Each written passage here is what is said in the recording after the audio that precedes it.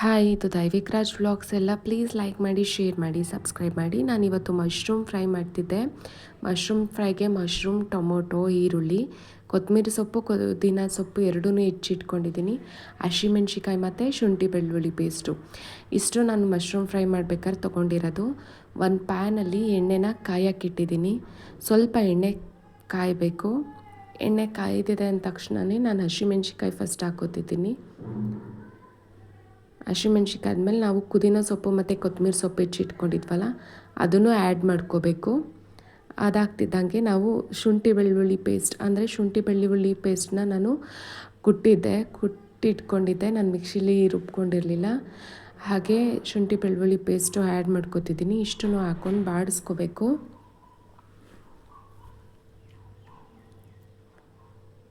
Next ನಾನು 1/4 spoon ಆಗೋಷ್ಟು ಅರಿಶಿನ ಹಾಕ್ಕೊಂಡೆ. ಹಾಗೆ ಈರುಳ್ಳಿ, ಉದ್ದಕ್ಕೆ ಹೆಚ್ಚಿಟ್ಟಿದ್ದು ಈರುಳ್ಳಿ ತೊಗೊಂಡು ಹಾಕೋತಿದ್ದೀನಿ. ಅದು ಸ್ವಲ್ಪ ಫ್ರೈ ಆಗಬೇಕು, ಜಾಸ್ತಿ ಫ್ರೈ ಆಗೋದು ಬೇಡ, ಸ್ವಲ್ಪ ಫ್ರೈ ಆದರೆ ಸಾಕು. ಮಶ್ರೂಮ್ ಹಾಕ್ಕೋಬೇಕು. ನಾನಿಲ್ಲಿ ಮಶ್ರೂಮ್ನ ಉಪ್ಪು ಮತ್ತು ನೀರು ಹಾಕ್ಬಿಟ್ಟು ಒಂದು 5 ನಿಮಿಷನೂ ಇಲ್ಲ, 1 ನಿಮಿಷ ಬಿಟ್ಟಿದ್ದೆ. ಆಮೇಲೆ ಅದರಲ್ಲಿ ನೀಟಾಗಿ ಉಪ್ಪು ನೀರಲ್ಲಿ ನೀಟಾಗಿ ತೊಳೆದಾದ್ಮೇಲಿಂದ ಅದನ್ನು ಸಣ್ಣದಾಗಿ ಅಂದರೆ ಒಂದು ಮಶ್ರೂಮಲ್ಲಿ 3 ಪೀಸಸ್ ಆಗಿ ಮಾಡಿದ್ದೆ. ಹಾಗೆ ಟೊಮೊಟೊ ಆ್ಯಡ್ ಮಾಡ್ಕೊತಿದ್ದೀನಿ. ಉಪ್ಪು ಮತ್ತು ನೀರು ಹಾಕ್ಬಿಟ್ಟು ನೀವು ಮಶ್ರೂಮ್ನ ಈಸಿಯಾಗಿ ತೊಳ್ಕೊಬೋದು. ಅದ್ರ ಮೇಲ್ಗಡೆ ಲೇಯರ್ ಇರುತ್ತಲ್ಲ ಅದೆಲ್ಲ ಈಸಿಯಾಗಿ ಬಿಟ್ಕೊಬಿಡುತ್ತೆ. ಅದರಿಂದಾಗಿ 1 ನಿಮಿಷ ಬಿಟ್ಟರೆ ಸಾಕು.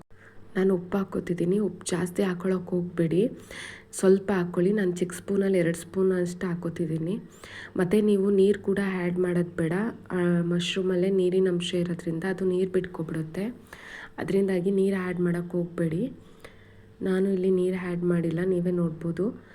ಅದು ಚೆನ್ನಾಗಿ ಫ್ರೈ ಆಗ್ತಿದೆ ಅಂದ ತಕ್ಷಣ ನಾನು ಚಿಕನ್ ಫ್ರೈ ಪ್ಯಾಕೆಟ್ ತೆಗೆದಿಟ್ಕೊಂಡಿದ್ದೆ. ನಿಮಗೆ ಬೇರೆ ಯಾವುದಾದ್ರೂ ಫ್ರೈ ಪ್ಯಾಕೆಟ್ ಆದರೂ ತೊಗೊಂಡ್ರೂ ಪರವಾಗಿಲ್ಲ.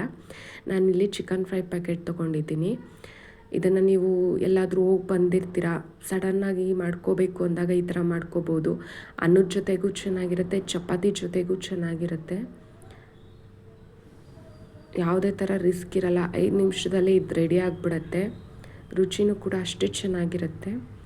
ಹಾಗೆ ನಾನು ಇಲ್ಲಿ 1 ಸ್ಪೂನ್ ಅಂದರೆ ಅರ್ಧ ಸ್ಪೂನಷ್ಟು ನಿಂಬೆಹಣ್ಣು ರಸ ಹಾಕ್ಕೊಂಡೆ ಟೇಸ್ಟಿಗೆ ಅಂತ ಹೇಳಿ.